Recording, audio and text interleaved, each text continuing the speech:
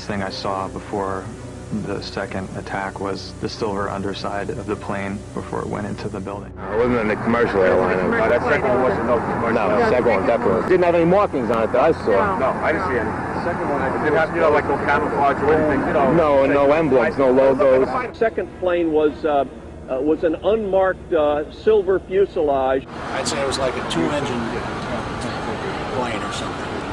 But it didn't look like an airliner to me because it was black. This one did it on purpose.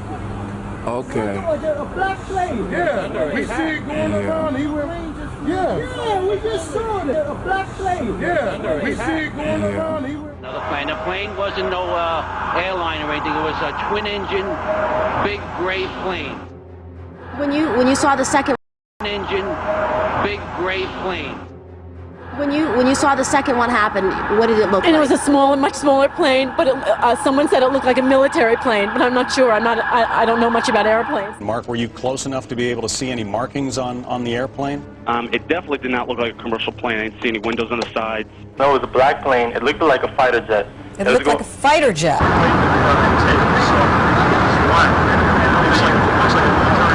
And it didn't look like a commercial jet. It was a military plane.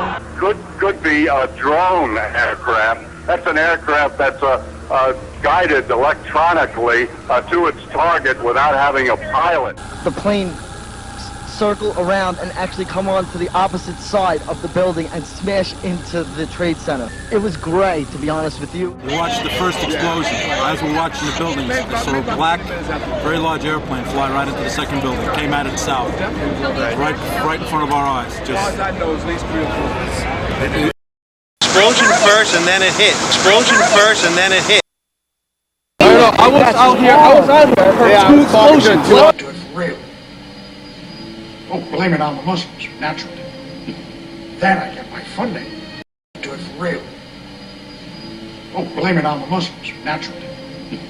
Then I get my funding.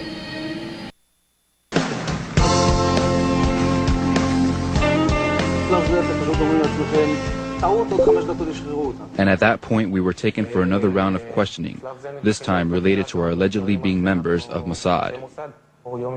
The fact of the matter is we are coming from a country that experiences terror daily. Our purpose was to document the event. Our purpose was to document the event. It's on that plane. It's a big truck with a mural painted of an airplane diving into New York City and exploding. I don't know what's in the truck. The truck is in between 6th and 7th on King Street. Alright, 10-4, I'll send the issue in the bomb squad there for Westgate. The board?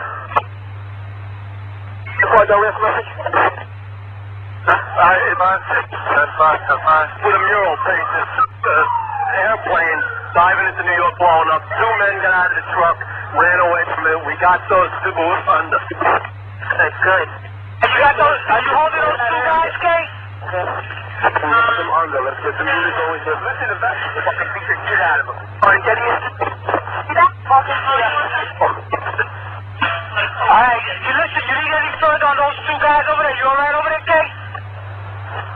Yeah, both suspects under, Kay. We have the suspects who drove in the van exploded. We have both of them under, Kay. Let's get some help over here. Nah, I'm sending you ESU there. I just want to make sure you and your guys are alright over there, Kay. That's all. What's the location, okay? Put them up. You know, we have both Neotrans driven that exploded. Is that correct? What location? The location, Kay. Oh my God. Oh shit. Oh, everybody's just stopping to look at it. Listen to it. Yeah, it's insane. Listen to it. Yeah, it's insane. God. Oh shit. Oh, everybody's just stopping to look at it. Listen to it. Yeah, it's insane.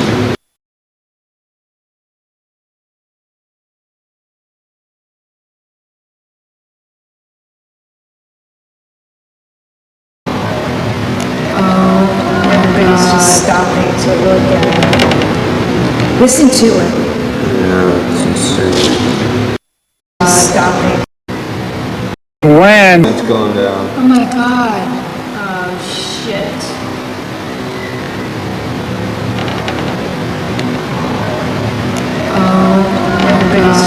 stopping to look at, listen to it. Yeah, it's insane.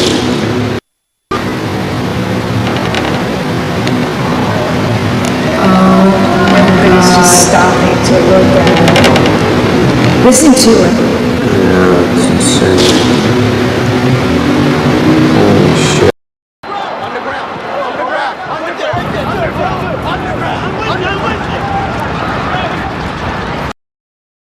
We didn't know what direction to run. The crowd immediately started running up Church Street from Lower Manhattan.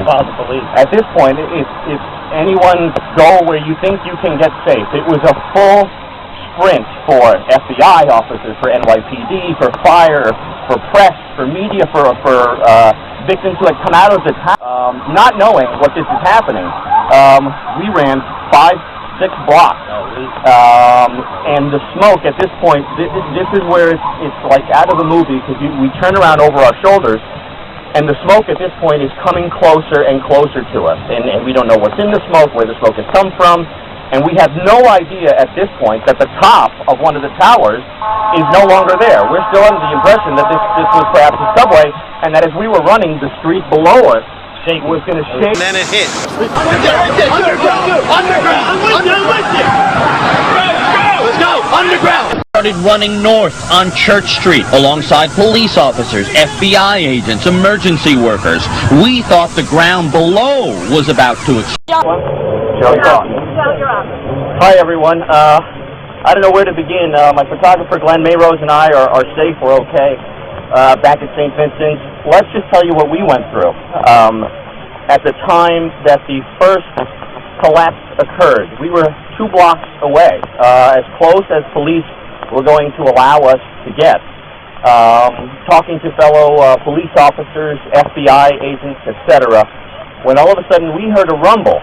We were just about underneath the World Trade Towers, and I think our first impression was that it was a subway. We thought it was a subway, and that if this was a terrorist attack. It sounded like, I don't know where the subway is, but it sounded like a subway collision, a bomb. That they had attacked, obviously, the World Trade Center up high, and that something was going to happen down low. It felt like an earthquake. We hear this rumbling beneath our feet. We have no idea what it is. The first, someone says subway, and all of us put it together. We say the attack is now perhaps the subway underneath us. Second on the streets, thousands of people running up Church Street, which is what I'm looking out on, trying to get away. But the entire, at least as far as I can see, the top half of the building, at least half of it, I can't see below that, half of it just started with a gigantic rumble, folded in on itself, and Right before. I remember. Then I saw the desk shaking. And I saw things moving on the desk. Like that. Like that. Like a small earthquake, and I was thrown backwards off my feet, like 5 foot back into my apartment. I was thrown. We could hear a rumble, which was about 5 seconds long, preceding the actual collapse, and then a boom when each of those towers collapsed. And then one person described it as a strange sucking noise as the buildings did implode after that. Now, the streets of Lower Manhattan. People started screaming that there was another plane coming. I didn't see the plane, but I turned around and the second building just exploded. There was a third, what looked like a third plane. I thought there was a terrible noise. It sounded like a plane very low. Then there was the explosion. And again, like the lady said, an avalanche of smoke and debris came up the canyons, up the side streets. You were on Broadway? I was out by Broadway, and I guess Fulton. I had been backed up to Broadway. Started running, had some lady with me. We got covered, completely covered with the debris and smoke. We ducked into a vestibule. We waited. It was an outside vestibule. We waited. Couldn't wait no longer. Pulled my shirt up, grabbed the lady. We started going, turned the light on the camera, started going. We found the city bus. Some people behind me. We got in the bus. We closed the door. We waited. Got a little brighter out. That's when we decided it was time to make the move. I got out and started walking around. Was it just complete darkness and chaos? Total darkness. It was like being in